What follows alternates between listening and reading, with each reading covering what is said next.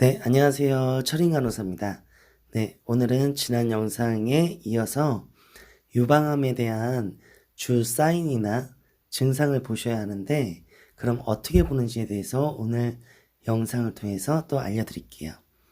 항상 우리는 자가검진이 가장 중요하다고 이야기를 해요. 어느 날 잘 보니까 한쪽의 가슴이 움푹 들어가 있거나 가슴의 모양이 변해 있거나 또는 피부가 유들유들하거나 유두에 분비물이 나온다거나 또는 분비물이 나오는 가슴에 흉골에 통증이 있다거나 이런 경우는 전이가 돼서 그런 거예요.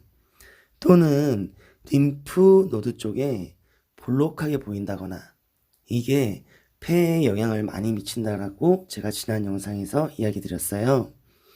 어느 날 호흡곤란이 나타난다거나 즉 이런 것들이 주 사인이나 증상이 되거든요. 우리가 샤워 후에 그냥 빨리 나와버리죠. 근데 그러지 마시고요. 충분히 시간을 갖고 보셔야 하는데 매일매일 확인할 수 있는데도 놓치는 경우가 많아요. 그래서 뒤늦게 발견된 경우가 실제로 너무 많거든요. 실제로는 자가검진을 통해서 이런 사인이나 증상을 찾을 수 있다고 그렇게 보시면 돼요. 우리가 총 4가지를 확인하시면 되는데요. 이런 식으로 덩어리가 보인다거나 움푹 들어가 있다거나 스킨의 변화가 있다거나 분비물이 혈액이 블러디하게 나온다거나 하는 경우를 보시면 돼요. 진단은 그럼 어떻게 하느냐? 무조건 자가검진이에요. 이게 가장 중요하거든요. 이게 자가검진을 하다 보면 경계가 있고 통증이 있는 게 만져지시면 걱정을 하시는 분들이 많은데요. 이런 경우는 섬유성 근종일 가능성이 높아요. 간단한 시술로 제거가 가능하거든요. 오히려 암은 경계가 불분명하고 통증이 없는 게 특징이에요. 이런 걸 알고 계시면 좋을 듯 합니다. 그럼 이런 검사는 아무 때나 하면 되느냐? 그렇지는 않고요. 맨스트레이션이 끝난 일주일 후에 하셔야 하거든요. 폐경이 오신 분들은 매달 하루를 정해서 한 달에 한 번은 꼭 자가검진을 해주셔야 돼요. 병원에서 하는 맘모그라피라는 거는 30분에서 1시간가량 방사선에 노출이 돼요. 의료인들이 소위 말하는 레이레이 하는 방사선에 노출되는 경우가 많죠. 가장 민감한 목이라든가 그리고 갑상선 이런 부위들이 많이 노출이 되거든요. 마찬가지로 신체 어느 부위든 검사를 위해서 방사선에 노출되는 건 간호사로서 별로 추천해드리고 싶지는 않아요. 그래서 자가검진법을 통해 조기 발견을 하시도록 제가 오늘 알려드릴 거고요. 병원에서 검사를 하는 경우는 연세가 드신 분들은 1년에 한 번씩 만모를 하지만 젊은 사람들의 경우는 만모를 자주 하는 걸 권유해드리고 싶진 않아요. 이런 방사선으로 인해서 또한 암의 위험에 노출되는 경우도 있기 때문이에요.